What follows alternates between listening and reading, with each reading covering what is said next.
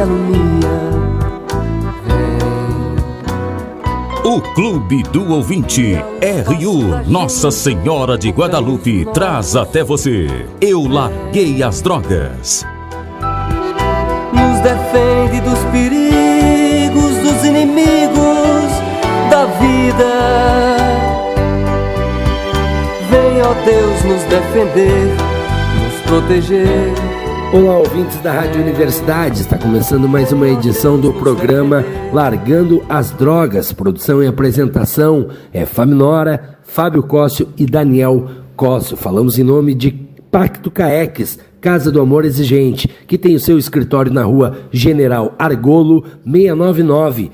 Telefone para o contato 3272-3900. As reuniões para as famílias ocorrem todas as quartas-feiras, às 8 horas da noite, no prédio do Instituto de Menores Dom Antônio Zatter, na Avenida Domingos de Almeida, número 3150, no bairro Areal, aqui em Pelotas. Com mais informações, FEBRACT, Federação Brasileira de Comunidades Terapêuticas, anuncia curso de capacitação para profissionais, monitores e coordenadores de comunidades terapêuticas. O módulo 1 ocorre em Gravataí, aqui no Rio Grande do Sul, com a delegacia da FEBRACT RS, nos dias 23 a 29 de abril de 2018, no Seminário Menor São José, na rua Adolfo Inácio de Barcelos, número 1490, no centro de Gravataí. Está incluso hospedagem, alimentação e material didático. O curso renovado, com novas aulas, novos materiais didáticos. O curso também tem a certificação de extensão universitária Unisal. As inscrições são no www.febract.org.br. Contatos podem ser feitos no telefone 53 999 13 3056 ou no 51 9953 82816 e também no telefone da FEBRACT, prefixo 19 9984 12815. Luz na frente, paz na guia, Deus que me alumia. Pois é, nós vamos agora conversar com a nossa convidada, que é a médica, doutora Conceição Aparecida de Matos, ela que é membro da Sociedade Brasileira de Pediatria. Nós vamos conversar com ela sobre a síndrome alcoólica fetal, ou seja, uma doença que ainda é pouco conhecida por parte das pessoas, principalmente das mães que estão aí no período de gravidez. E que doença é essa que está, portanto, aí a merecer um lançamento de uma ferramenta para ampliar o grau de conscientização das mães e também dos profissionais de saúde sobre os danos da ingestão alcoólica causada durante a gravidez. Doutora Conceição, bom dia e muito obrigado a senhora por nos atender. Bom dia a todos. Eu que agradeço pela oportunidade que nós temos em divulgar os efeitos maléficos do álcool durante a gestação para o feto e posteriormente para o recém-nascido, atingindo toda a vida da pessoa. O álcool, ele tem uma preferência especial pelo sistema nervoso central. Então ele destrói células nervosas, além de provocar outras malformações. Malformações no rostinho do bebê que vai nascer, e pode haver malformações cardíacas, renais, enfim, é uma doença devastadora. Agora, os malefícios do álcool, portanto, na gestação. Quer dizer, esses malefícios são desconhecidos por parte das pessoas, doutora? Olha, grande parte da população desconhece, até porque há alguns médicos, alguns colegas que, infelizmente, ainda recomendam que uma tacinha de vinho durante a gestação não vai fazer mal nenhum, o que não é verdade. Está bem demonstrado na literatura médica que qualquer quantidade de vinho, de bebida alcoólica pode ser lesiva para o feto, em qualquer momento da gestação. Entendi. Agora, diante dessa questão, de que forma essa campanha está sendo lançada, chamando para a conscientização tanto as mulheres como também os profissionais de saúde, doutora Conceição? Então, a Sociedade Brasileira de Pediatria está, então, lançando essa campanha de divulgação para a população, para que a população tome consciência desses efeitos e também dos profissionais de saúde para que se interessem até para estudar mais profundamente esses aspectos. E essa campanha foi iniciada já há 9 anos aqui em São Paulo pela Sociedade de Pediatria de São Paulo e agora ela está sendo integrada pela Sociedade Brasileira de Pediatria. Entendi. Agora, quando se fala na síndrome alcoólica fecal, quer dizer, é um fenômeno lamentável que vem acontecendo, ou seja, o mundo já está despertado para essa situação e o Brasil menos despertado para esses malefícios, doutora Conceição? Exatamente. No mundo, nos Estados Unidos, no Canadá, na Europa, na Alemanha, na Polônia, na Rússia, o mundo todo está alerta para esse problema. Aqui no Brasil, infelizmente, nós não temos nenhum dado oficial a respeito do problema. Entendi. Agora, quando, de alguma forma, se conversa com as gestantes ou com as mulheres em geral, quer dizer, a senhora já chamou a atenção que essa questão de, só uma taça de vinho não tem problema, só um cálice de cachaça também não tem problema, uma latinha de cerveja não tem problema, ou seja, qualquer tamanho da dose é problema e falta realmente esclarecer para todos, né, a sociedade, os homens, as mulheres, falta realmente um esclarecimento, de certa forma, mais contundente para que as pessoas, de alguma maneira, saibam o risco que os fetos estão correndo por conta dessa ingestão de bebida alcoólica, doutora Conceição? Sem dúvida. Até porque, até hoje, as pesquisas não identificaram nenhuma quantia abaixo da qual o problema não venha a ocorrer. Então, a mensagem é tolerância zero para álcool na gravidez ou para mulheres que desejem engravidar. Quem também conversa com a senhora, doutora Conceição, é o nosso âncora na Nacional da Amazônia, o Frank Silva. Vamos lá, Frank. Pois não. Bom dia, doutora. Bom dia. Muitas mulheres têm vergonha de falar que abusa de álcool, né? E outras que beberam sem saber que estava grávida. Qual o conselho para essas duas? Bom, primeiro, abandonar a bebida imediatamente. E depois, quando o feto, durante a gestação, fazer ultrassonografia, porque o feto tem microcefalia, que agora está na moda por causa da Zika, mas a síndrome alcoólica fetal também dá microcefalia. Então, durante a gestação, no ultrassom já pode se verificar isso. E quando nasce o bebê, não há cura para a doença, não existe nenhum remédio que cure a doença. O que se pode fazer é dar apoio psicológico, terapia ocupacional, enfim, toda uma ação de uma das diferentes áreas da medicina e da psicologia, enfim, todas as áreas possíveis para tentar apoiar e melhorar a situação dessa criança. Ok, obrigado. Bom, eu continuo com a doutora Conceição. Doutora Conceição, a senhora me chamou também aqui a atenção.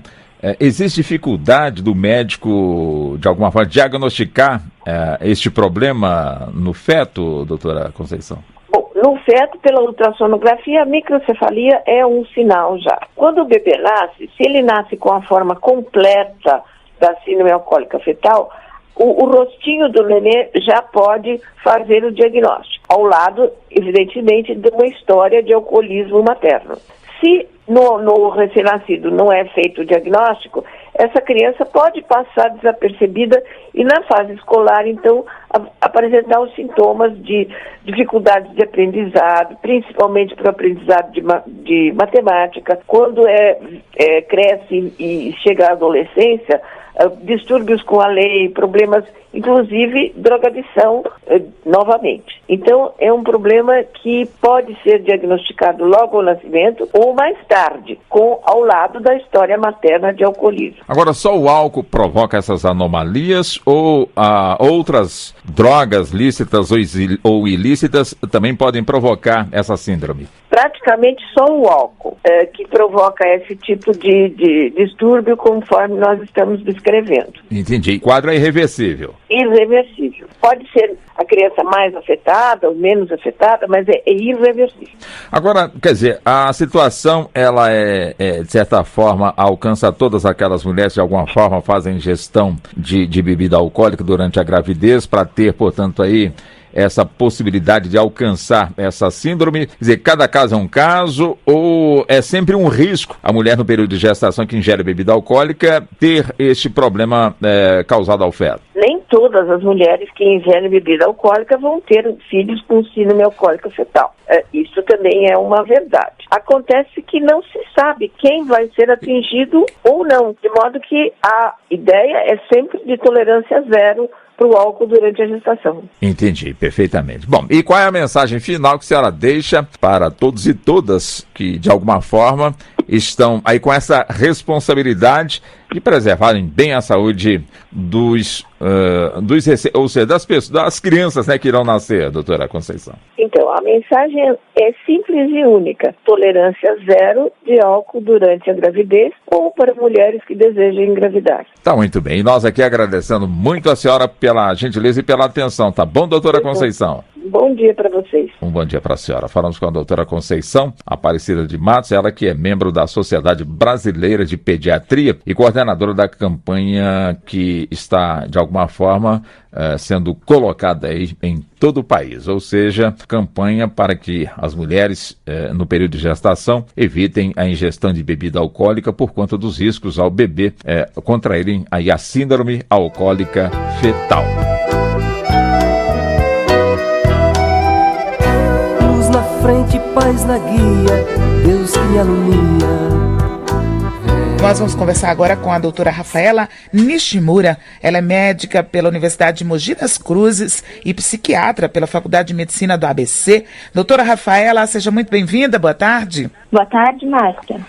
Vamos tratar sobre o alcoolismo, né, que é uma doença que afeta pessoas de diferentes classes sociais e, de acordo com o Levantamento Nacional de Álcool e Drogas, o LENAD, pelo menos 50% da população brasileira acima de 18 anos consome bebida alcoólica. É verdade, doutora Rafaela? Sim, com certeza. Esse é um problema de saúde pública importante para ser tratado. Hoje, o que a gente pode mostrar? O que leva a pessoa a se envolver com o álcool, a estar, né, dentro dessa situação? Ela tem contato logo cedo com o álcool, doutora Rafaela? De acordo com a pesquisa do PENSE, que é a Pesquisa Nacional de Saúde Escolar, que foi realizada em 2015, entre os estudantes de 13 a 15 anos de idade, mais de 50% já experimentaram algum tipo de bebida alcoólica. E a cada 5, já tiveram algum episódio de embriaguez na vida. É importante ressaltar que essas crianças, adolescentes, têm que tomar cuidado. Não é indicado o uso de consumo de álcool nessa idade. Até porque nessa idade está em formação ao sistema nervoso central e podem trazer enormes consequências para o adolescente na fase adulta deles, né? O uso de álcool entre os jovens está relacionado a diversos fatores, né? Como a citação por os amigos, né? Pelo grupo, por fatores hereditários. Essa fase deles, dos jovens, é uma fase onde eles estão vivenciando intensas mudanças físicas, psicológicas e sociais. Estou aqui pensando, quando se fala bebida alcoólica, o que é que se enquadra, hein? O uso de bebida alcoólica, qualquer quantidade na fase de jovens e adolescentes é contraindicado. Uhum. Nenhum gole pode ser usado nessa fase. Ok.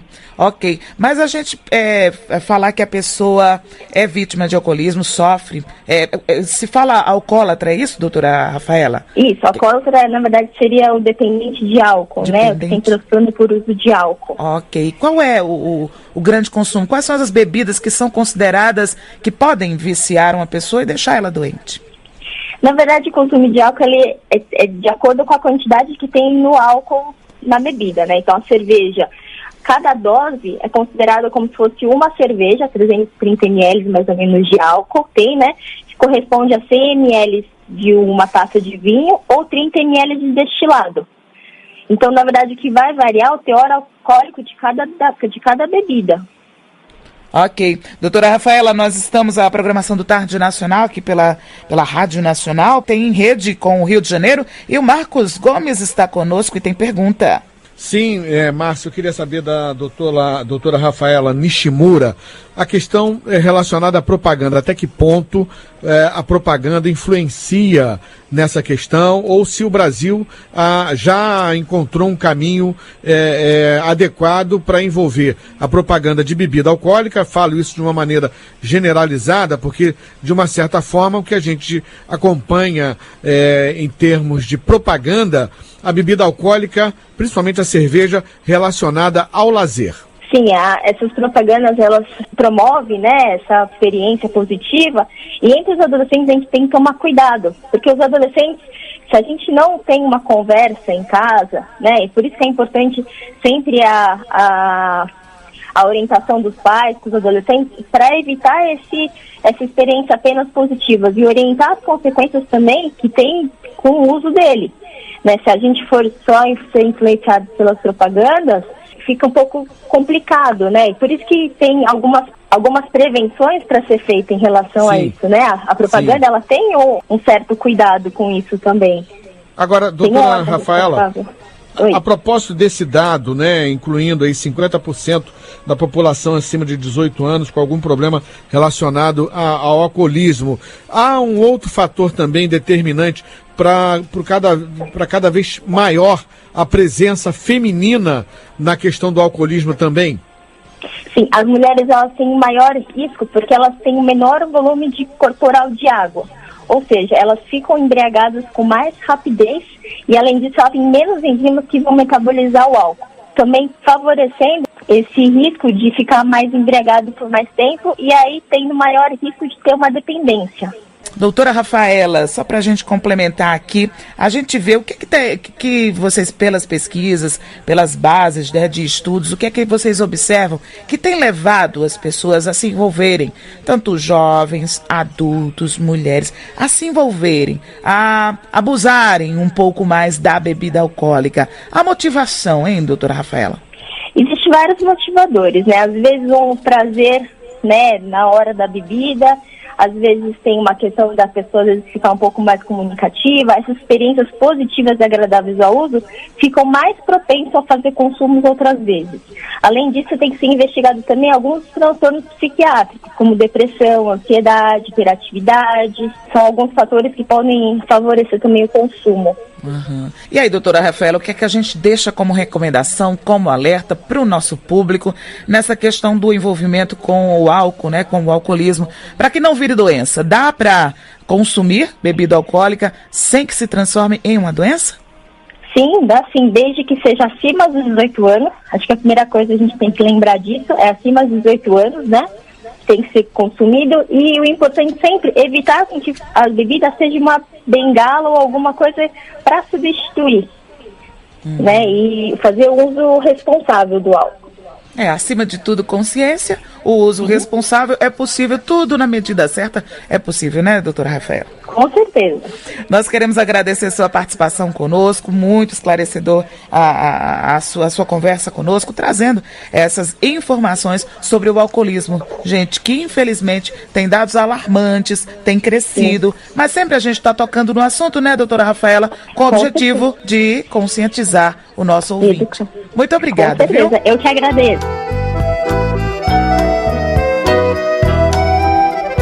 Luz na frente, paz na guia, Deus que me alumia. Nós vamos conversar um pouquinho a respeito do trabalho do AA com a doutora Jaira Freixiela, que é presidente do Alcoólicos Anônimos do Brasil. Doutora Jaira, é um prazer tê-la conosco. O prazer é meu, Luiz Inês, né? Eu quero cumprimentar você e a todos os ouvintes. É uma alegria, né? Como presidente da Junta de Serviços Gerais do AA do Brasil, como uma profissional psicóloga e assistente social que eu sou, ser amiga de uma irmandade como a AA e poder falar, né, dessa maravilha que é essa Irmandade de Alcoólicos Anônimos. Que em 70 anos tem feito a diferença na vida de muita gente, né, Jaira? Com certeza. Eu acredito, sabe, Luiz Inês, que Alcoólicos Anônimos oferece ao mundo e há 70 anos no Brasil mais do que um programa de recuperação, né? Que parar de beber é uma coisa, mas a AA pede uma mudança de comportamento. Eu digo que o programa de 12 Passos, que é o programa sugerido pelo AA, ele é uma filosofia de vida. Então, o AA, ele tem feito ao longo desses 70 anos aqui no Brasil, eu digo, muitos milagres, porque é o desejo das pessoas de ajudarem, dessa ajuda mútua, né? Você imagina, Alcoólicos Anônimos é uma irmandade de homens e mulheres que se reúnem para compartilhar experiências, forças e esperanças. E eles dizem, olha, se você quer parar de beber, a gente quer te ajudar, vem com a gente. O único requisito para ser membro do AA é o desejo de parar de beber. Não importa quem é você, sabe, Luiz Inês, não importa de que família, da tua origem, da tua cultura, a classe social, isso nada importa em AA. O que importa é o desejo de ajudar o próximo. Isso é maravilhoso na nossa sociedade, né? Você não acha? E de se ajudar, né? Porque querer parar de beber, como você disse, é essencial, né? Então, por isso não adianta só a família querer empurrar a pessoa para lá, né? Porque a gente vê muito isso, né? Da pessoa perguntar, eu queria tanto que o meu marido parasse de beber, eu posso procurar o AA? Mas o AA tem também um serviço de apoio para os familiares e para os filhos também, né? Claro, claro, com certeza, né? Nós temos, na verdade, uma irmandade que é fruto do trabalho também de Alcoólicos Anônimos, que começou com a esposa de um dos nossos cofundadores, que é o Bill, que é a Irmandade de Alanon, que hoje está por todo o Brasil caminhando junto conosco, né?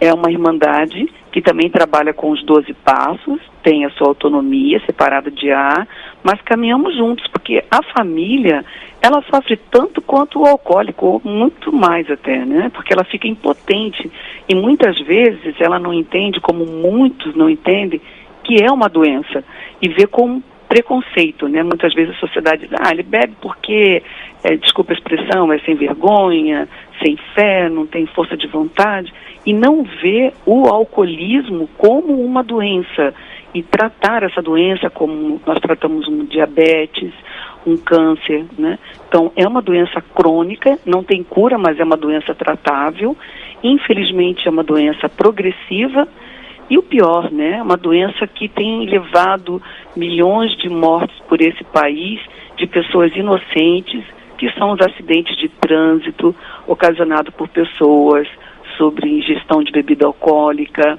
né, que perde o controle da direção e tem causado muitas e muitas vítimas no nosso país. É uma tristeza muito grande. Você falou aí, perde o controle da direção, mas é bom lembrar os pedestres alcoolizados também, né? Que também causam acidentes gravíssimos. Exato, né? E porque o que o álcool faz, né? Ele causa realmente essa perda de tempo, espaço, de senso crítico. Aí surge a questão da violência, principalmente da violência doméstica, né?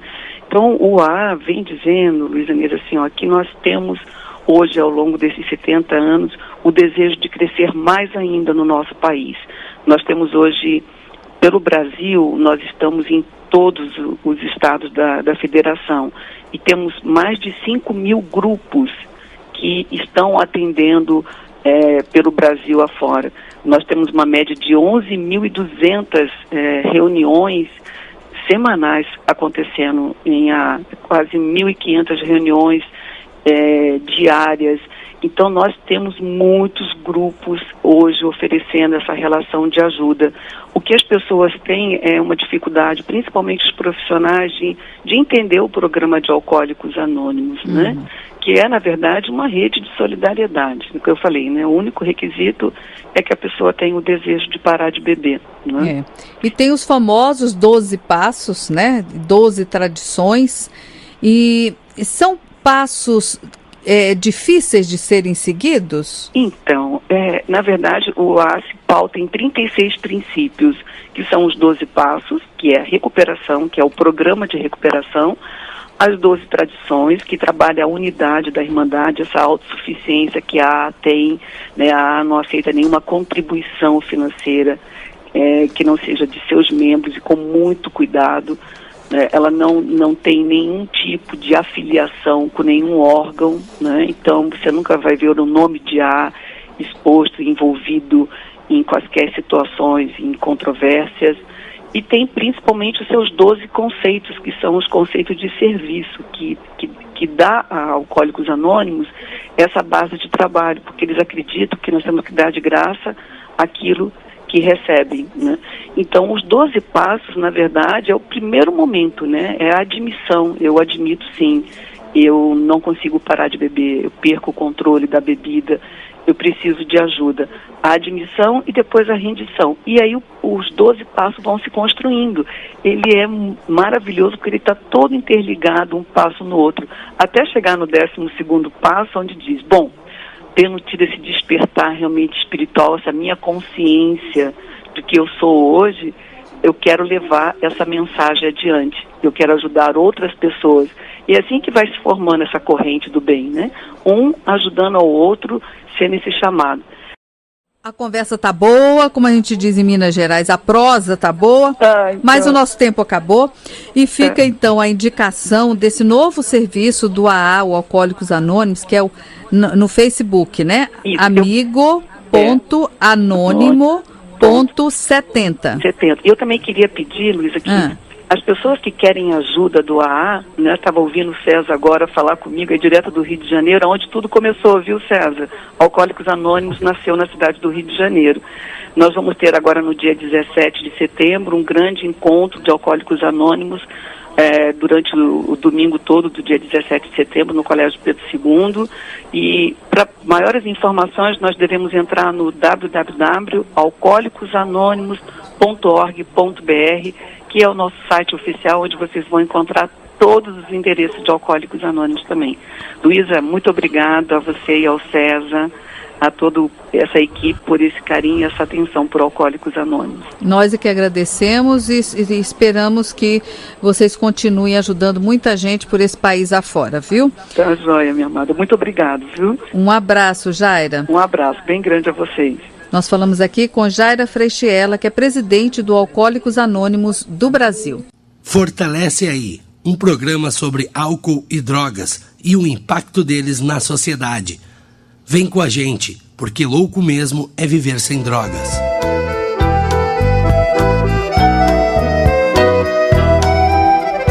Luz na frente, paz na guia, Deus que me alumia.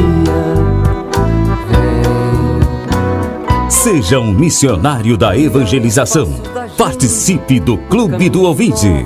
Um oferecimento Rádio Universidade, uma emissora da Arquidiocese de Pelotas. Dos inimigos da vida,